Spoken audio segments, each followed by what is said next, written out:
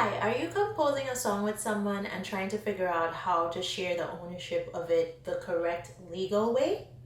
Or maybe you've already co-written a song with someone and you're working on getting it out into the world, selling it, or maybe getting it synced to some sort of movie or TV production. Well, if you're wondering how to do all of those things, then you're probably in need of a really important document called a split sheet. And in today's video, I'm going to explain to you what a split sheet is, why it's important, and how this one document can help you make money from your music. Hi, my name is Keba and I'm a professional singer, songwriter, and performing artist. And I'm really passionate about making sure that artists know how to retain ownership of their music and how to make money from it. So today I'm excited to talk about split sheets and how they play a huge role in your career. What is a split sheet? A split sheet is a simple document that shows who owns a song and who has the right to earn revenue from a song. It also records who will collect revenue from a song and sometimes distribute that revenue to the other songwriters. After you've written a song, if you want to do anything with it, such as sell that song to a singer or to a company to use in a movie or a TV show, or any type of thing where you want to earn revenue or royalties from your song, it's really important to have a split sheet because it proves that you own the copyright to that song and that you have the right to seek out and collect revenue for that song. You can share your split sheet with your performing rights organization like ASCAP or BMI, with the Mechanical Licensing Collective, and with other entities that make sure that you collect royalties for your song. Now, your split sheet covers your song, which is different from your master. And if you want to know the difference between the song and the master, make sure to check out this video up here.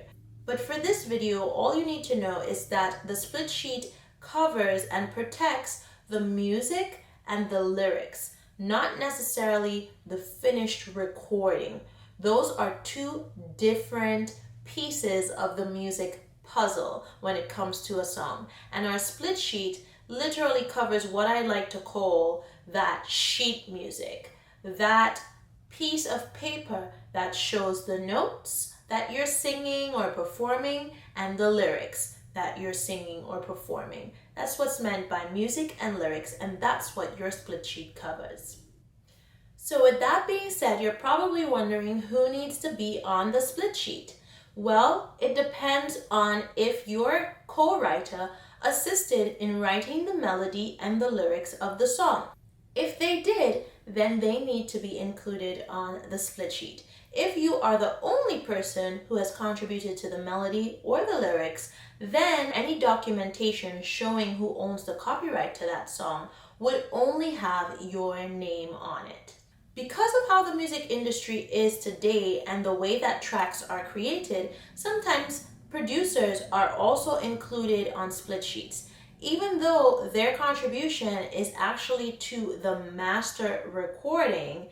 It is sometimes considered a contribution to the composition of the song itself because it includes chords and it includes melodic components that help create the song. So if you've worked with a producer to create the song and they've contributed to your harmony, your melody, or maybe even your lyrics, then you probably want to consider including them on your split sheet as well. So who needs to be on the split sheet are the people who wrote or co-wrote the song, as well as their publishers. And that could be their own publishing company that they've created or a publishing company that is representing them. And that's a conversation you want to make sure to have before you start co-writing with someone.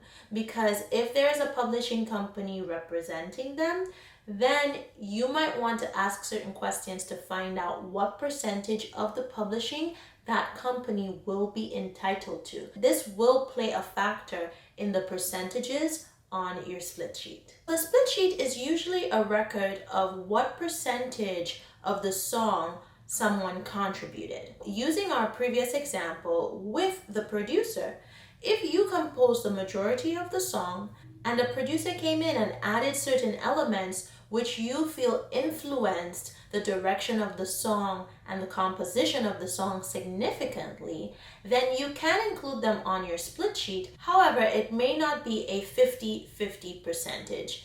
This is different for everyone. Some people don't choose to worry about how much a person actually contributed, and they just do an even split regardless. Kind of like the difference between people who pay for their portion of the bill at the restaurant and the people who just split it right down the middle among everyone in the party. That's something that you get to decide with your collaborator. Of course, the most accurate thing would be to record a percentage that relates to how much they actually contributed to the song. However, if you're choosing to do things a different way, it is totally up to you. Just remember that having a smaller percentage doesn't necessarily mean having a smaller say as to what happens to the song.